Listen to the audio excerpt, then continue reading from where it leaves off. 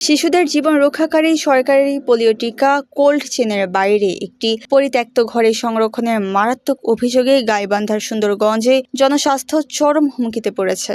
জানা যায়, টিকাদানের পর পোর্টার ফেরদৌস অব্যবহৃত ভ্যাকসিন স্বাস্থ্য কমপ্লেক্সে ফেরত না দিয়ে ধোপাডাঙ্গার একটি সমিলের পরিত্যক্ত ঘরে ফেলে রাখেন এবং পরের দিন সেখান থেকেই টিকা দেন। এমনকি ব্যবহৃত সিরিঞ্জ ও সুই নিয়ম অনুযায়ী ধ্বংস না করে যত্রতত্র ফেলে রাখায় হেপাটাইটিস বা HIV-এর মতো মারাত্মক রোগ ছড়ানোর ঝুঁকি তৈরি হয়েছে। তদারকি কর্মকর্তা শফিউল ইসলামের আত্মীয় হওয়ায় ফেরদৌস দীর্ঘদিন ধরেই এই অনিয়ম করে আসছেন বলে অভিযোগ স্থানীয়দের। এই বিষয়ে উপজেলা স্বাস্থ্য কর্মকর্তা ডাক্তার দিবাকর বাসক জানিয়েছেন, বাইরে টিকা রাখা মোটেও কাম্য নয়। বিষয়টি খতিয়ে দেখে দ্রুত প্রয়োজনীয় ব্যবস্থা গ্রহণ করা হবে।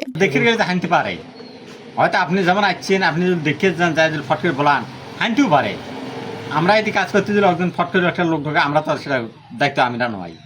আমরা ঘর ভাড়া নিছি, আমরা মিল চালাই, মাসে মাসে বেতন দিই। আমরা এই যে হেলথে চাকরি করে মেলা দিনের আগে নিয়ে আসি যায় এবার বাইর তো নিয়ে যায়, বাইর থেকে হেঁটে নিয়ে আনিয়ে ফির হেঁটেও থয়, হেঁটে থেকে ফির নিয়ে যায়। আমরা যে কয়েকটি আমাদেরকে বিষয়ে কথা বললেন আর কি, আমি দেখেছি। তো এই বিষয়টি আমরা খতিয়ে দেখব কেন ওখানে জিনিসটা পাওয়া গেছে আর কি। ভ্যাকসিন বিভিন্ন তাপমাত্রায় সংরক্ষণ করতে হয়, তো যেগুলো তো ভ্যাকসিন দেওয়ার জন্য নিয়ে যাই, সেগুলোর মধ্যে যেগুলো ইউজড হয়, এছাড়া যেগুলো থাকবে আর কি, সেগুলো আবার ফেরত দিতে হয় আর কি।